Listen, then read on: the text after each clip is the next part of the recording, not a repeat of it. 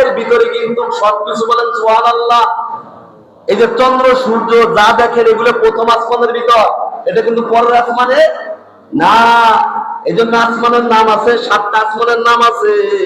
আমার আল্লাহ কয় দুনিয়াটা হলো একটা ডিমের মতো, বলেন সুবহানাল্লাহ। এখন আপনাকে আমি বুঝে দুনিয়া কোথায় আর আল্লাহ সিদরাতুল মুনতাহা আরশ কোথায়?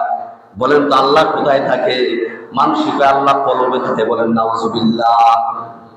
আল্লাহ কি কলবে থাকে? হিন্দুর কলবে কি আল্লাহ আছে? আল্লাহ বলে না, আমি কোরআনের বক্তব্য হলো আমি হলাম আল্লাহ আরশের উপর সুরক্ষিত। কি বলেন সুবহানাল্লাহ।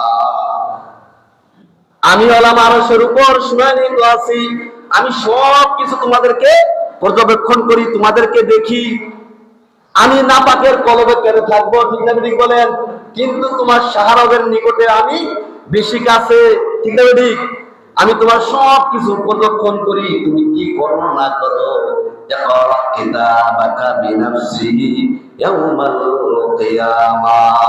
আমি তোমার একটা মেমোরি কার্ড লাগাই দিছি,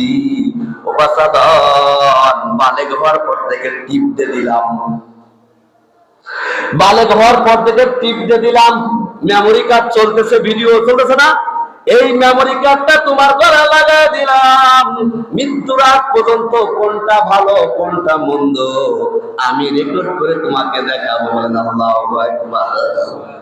আমার আল্লাহ কোরআনে বলে ফামাইয়ামাল মিসকালা যাররাতিন খায়রান ইয়ারা ওয়া মান ইয়ামাল মিসকালা যাররাতিন শাররান ইয়ারা। ও আমার বান্দা, সামান্য একটু গুনাহ যদি করো ওটাও তোমার জন্য রাখছি, সামান্য একটু নেকি করলি ওটাও তোমার জন্য রাখছি। বলেন সুবহানাল্লাহ। এটা কার কথা? আল্লাহর কথা। আপনি ভাবেন না আল্লাহ আপনাকে এমনি এমনি ছেড়ে দিবেন, না না না। আল্লাহ আপনাকে পঙ্খনে পঙ্খনে হিসাব নিবে আপনার জীবনে, আপনার জীবনের আল্লাহ হিসাব নিবি। এই প্রথম আসমানের কাহিনী আপনি শোনেন। এই যে মাঝখানে যদি একটা ডিম রাখা হয়, তাহলে বলেন তো কোরআনময় বিজ্ঞান, কোরআন হলো বিজ্ঞানের বাপ, ঠিক না? এই কোরআন থেকে চুরি করে বিজ্ঞানিকরা আজকে ইংরেজি দেখা, ঠিক না ঠিক বলেন? আমাদের আল্লামা দেলোয়ার হোসেন সাইদী রাহিমাহুল্লাহ তিনি দেখলেন কাফেরদের সামনে দেখলেন কোরআন রাখা। তিনি চিন্তা করলেন কি ব্যাপার, কোরআন দিয়ে কি করে? তাদের বললো এই কোরআন থেকে আমরা তথ্য নেই কিন্তু কাউকে জানতে দেই না। কোরআন থেকে কি নেই? তথ্য নেই। আপনি যতই জেনারেল, যতই উচ্চ ডিগ্রি মাস্টার্স যতই কমপ্লিট, এমন কোরআনটা হলো এমন কিতাব, যখন কোরআনের কাছে যাবেন আপনি ছাওয়ার মতো, আপনি কোরআনের কাছে গেলে ছাত্র হয়ে যাবেন, ঠিক না ঠিক বলে? কোরআনের কাছে আপনি যত যাবেন তত আল্লাহ তাআলা আপনাকে জ্ঞান বাড়ায় দিবে।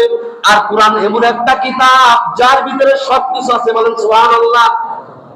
কেননা একেবারে আদম আলাইহিস সালাম পর্যন্ত, একেবারে নবী মুহাম্মদ সাল্লাল্লাহু আলাইহি ওয়াসাল্লাম পর্যন্ত গোটা দুনিয়া কি হবে না হবে, ধ্বংস হবে, সব আল্লাহর কোরআনে রেকর্ড করা। বলেন সুবহানাল্লাহ। এই কোরআনটা হলো সংবিধান, কোরআনটা দিয়ে বিচার করা হবে, কোরআনটা দিয়ে সবকিছু করা হবে। কোরআনের সাথে যদি জিন্দেগি মিলে যায় আপনার কপাল ছিল, আর কোরআনের সাথে যদি জীবন না মেলে ভাই আমার আপনার মতো কপাল পুরার একজন নাই। এই জন্য আমার রাসূল বলেন তোমার নিজের পায়ে নিজে যদি কুড়াল মারতে থাকো জাহান্নামে যাও, এটা এর জন্য কেউ দায়ী না, ঠিক না ঠিক বলে? যেটা বলতে চেয়েছিলাম যে রাসূল সাল্লাল্লাহু আলাইহি সাল্লাম প্রথম আসমানের একটা থিওরি আপনাকে দেই। এই যে মনে করবেন প্রথম আসমানে ওই যে মাঝখানে একটা ডিম রয়েছে, বলেন তো ডিম রয়েছে মাঝে, আছে না? এখন এই টেবিলটা ধরেন চাপ, এখন টেবিল সে কিন্তু টেবিল বড় বড় নেই, তাই তো বড়। এখন ওই টেবিল সে আবার ধরেন এটা 3 ডবল একটা চৌকি, ওটা ধরেন সূর্য। এখন সূর্য হচ্ছে ধরে মনে করবেন আরো আছে মেনহল গ্যালাক্সি, যেগুলো আরো বড় বড় আকার তারকা, ওই তারকা আরো বড়, তারকার চেয়ে আবার গ্যালাক্সি আছে আরো, যেগুলো দুনিয়ায় কোনোদিন আলো বাতাস আসে না, ওটা আরো বড়। এখন এইটা এখন আপনি চাই দেখেন, তারপরে আছে মেনহল। কি আছে? ওই মেনহলটা হলো এত বড়, এই যে মনে করেন বিশাল বিশাল ইমারত, এখন ওটার ভিতরে যদি দেয় টক টক করে গিলে খেয়ে যাবি।